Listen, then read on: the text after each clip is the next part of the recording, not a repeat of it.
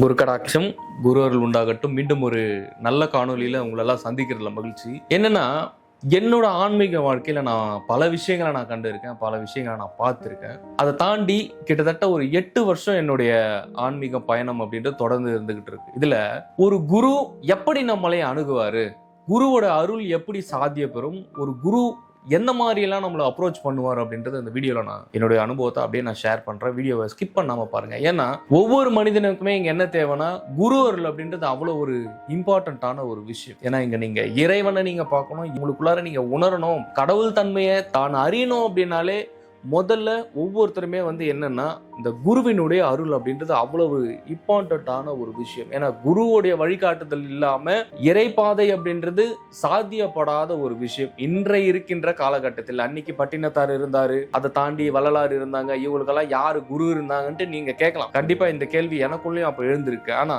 இன்னைக்கு இந்த சமுதாயமும் இந்த உலகமும் இந்த மாயை சுழல்ல சுழண்டுகிட்டு இந்த கலியுகத்துல இருக்கும் பொழுது நிச்சயமாக குரு என்பவர் அவசியமாக. ஏன்னா அன்னைக்கு இதே 200 வருஷத்துக்கு முன்னாடி வந்த வள்ளலார் அந்த காலகட்டத்துல சுயம்பாக தனக்கு இறைவன் அந்த நேரத்தில் வள்ளலார் என்ற பெரும் பேராற்றலை இறைவன் நமக்கு கொடுத்த ஒரு கொடையது. ஆனா இன்னைக்கு இருக்கிற சமுதாயம் ஒரு நல்வழியிலேயோ ஒரு நல் போக்குலையோ இல்ல ஒரு சுய கட்டுப்பாட்டுலயோ ஒரு சுய ஒழுக்கத்திலேயோ இது எல்லாமே இந்த மனிதர்களுடைய மனம் இன்னைக்கு தவறி இருக்கு. அப்படி தவறி இருக்கிறதுக்கான ஒரு சூழ்நிலையில தான் இவன் பல பிரச்சனைகள் அப்படின்றது ஒவ்வொரு ஆன்மாக்களுக்குமே இங்க சந்திக்குது. ஏன்னா நான் இருக்கும் பொழுது நான் என்னுடைய ஆன்மீக பயத்துல பல ஜீவ சமாதிகளுக்கு நான் போயிருக்கேன், பல சித்தர்களை நான் பார்த்திருக்கேன். யாராவது தாடி வச்சுக்கிட்டு ஒரு 5 நிமிஷம் பேச மாட்டாங்களா, ஒரு 2 நிமிஷம் நம்ம கிட்ட பேச மாட்டாங்களா, இல்ல நம்மளை பார்க்கவாச்சும் மாட்டாங்களா அப்படின்ற ஒரு பெரும் ஒரு எதிர்பார்ப்புலாம் எனக்கு அப்ப இருந்திருக்கு. ஏன்னா ஒவ்வொருத்தருமே ஒவ்வொரு குருவுக்குமே ஒரு சில வழிமுறைகளும் ஒரு சில அருட்பெரும் சக்திகளும் இருக்கு. இதை அட்டமா சித்துக்கள் அப்படின்னு சொல்லலாம். இந்த சித்துக்கள்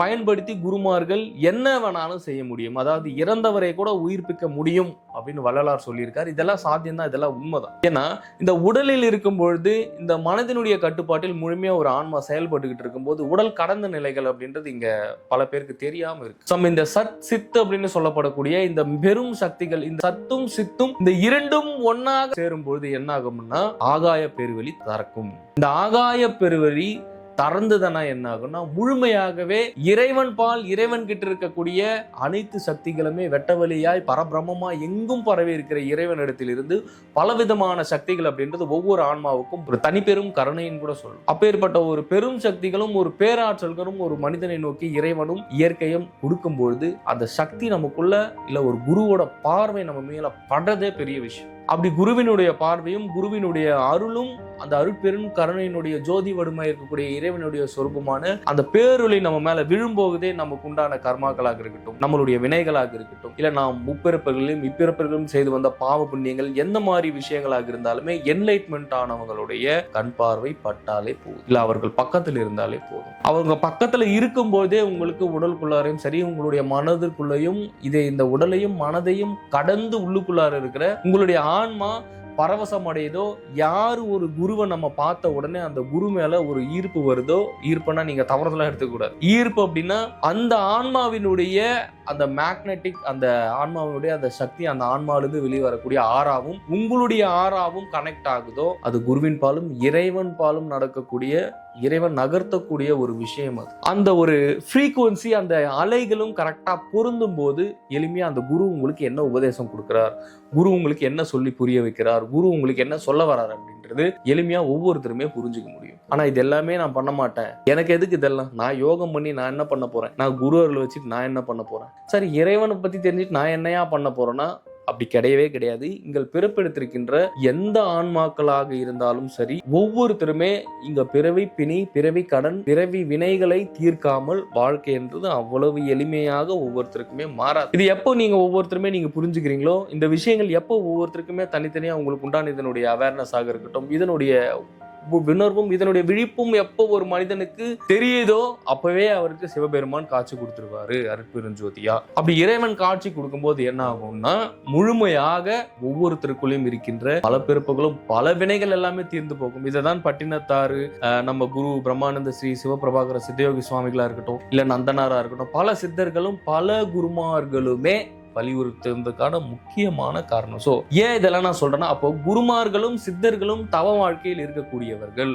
ஆனால் இன்றைக்கு நீங்க எல்லாருமே இருக்கிறதுனா ஒரு உலக வாழ்க்கையில இருக்கும்பொழுது உலக வாழ்வாசிகள் தவவாதிகளை பார்க்கும்பொழுது அவர்களுடைய அருளாசிகள் பெறும்போதே உங்களுக்கு அதீதமான உங்களுடைய எல்லா கர்மாவுமே உங்களுடைய எல்லா பிரச்சனைகளும் தீரக்கூடிய வாய்ப்புகள் அதிகம். ஏன்னா நீங்க நினைச்சா ஒரு குரு உங்களை பார்க்க முடியாது, குரு நினைச்சாதான் உங்களை பார்க்க முடியும். ஏன்னா குருன்றது ஒரு சாதாரணமா எங்க வேணா இருக்கு, எப்படி வேணா பார்த்துக்கலாம், அப்படி கிடையாது. குரு தன்னை முழுக்க முழுக்க எப்பொழுதுமே இறைவனிடத்திலேயே ஐக்கியப்படுத்தி இறைவனிடத்திலேயே தொடர்பிலேயே இருக்கிறவர் தான் குரு அப்படிங்கிறது. ஏன்னா குரு அப்படின்றது சாதாரண ஒரு விஷயம் கிடையவே கிடையாது. ஏன்னா குருன்றது ஒரு நெருப்பு. குருன்றது உங்களுக்குள்ளார இருக்கிற உங்களுடைய உள்ளுக்குள்ளார இருக்க ஆன்மாவை இன்னும் உசுப்பேத்தி இன்னும் அதை தட்டி எழுப்பி தன்னை வேறொரு நிலைக்கும் ஒரு பெரும் நிலைக்கும் ஒரு பெரு சக்திக்கும் கொண்டு போகக்கூடிய ஒரு நிலையும் ஒரு தன்மை தான் இது. ஏன்னா ஒவ்வொரு குருமார்களுமே இறுதியில் அடைய போகின்ற நிலை என்னன்னா ஒவ்வொருத்தருமே சமாதி நிலையை அடைய போகிறார்கள். அப்போ சமாதி நிலையனா என்னன்னு முதல்ல தெரியுமா? தெரியாது. ஏன்னா ஒவ்வொரு ஆன்மாக்களும் இங்க பிறக்கும்பொழுது பிறப்பெடுக்குது, மறுபடியும் இங்க வாழுது, அதுக்கப்புறம் இறந்து போகுது. ஆனா குருமார்களுடைய வாழ்க்கை அப்படி கிடையாது.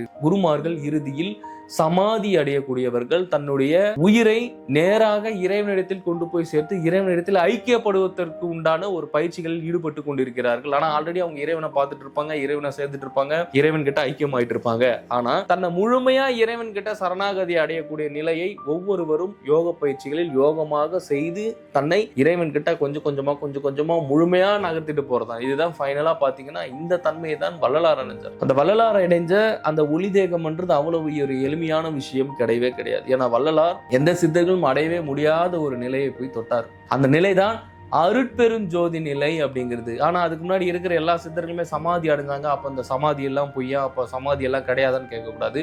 சித்தர்கள் அடைந்ததும் பெரிய நிலையே. ஆனா இங்க சமாதி யாருமே நம்பல, என்னது அவர் இறந்துட்டாரு அப்படின்னு நினைச்சிட்டு இருந்தாங்க. கிடையாது. ஆனா இந்த விஷயத்தை எல்லாமே பீட் பண்ணிட்டு போனவர் தான் வள்ளலார். இந்த விஷயத்தை எல்லாமே உடைச்சு தூக்கி தள்ளிட்டு இப்படியும் ஆக முடியும், உடலை ஒளி உடலாக மாற்றி ஒளி தேகமாக முழுமையா மாத்திர முடியும் அப்படின்னு எக்ஸ்ட்ரீம் லெவலுக்கு போன பேராற்றல் தான் வள்ளலார். ஸோ ஏன் சொல்றேன்னா, அப்பேற்பட்ட ஒரு வழியில் செல்லக்கூடிய குருமார்களுடைய அருளும் ஆதரவும் ஒவ்வொருத்தரும் கண்டிப்பாக நிச்சயமாக பெறும்பொழுது உங்களுடைய எந்த கர்மாக்களாக இருந்தாலுமே குறைக்கக்கூடிய சக்தி குருமார்களுக்கு உண்டு.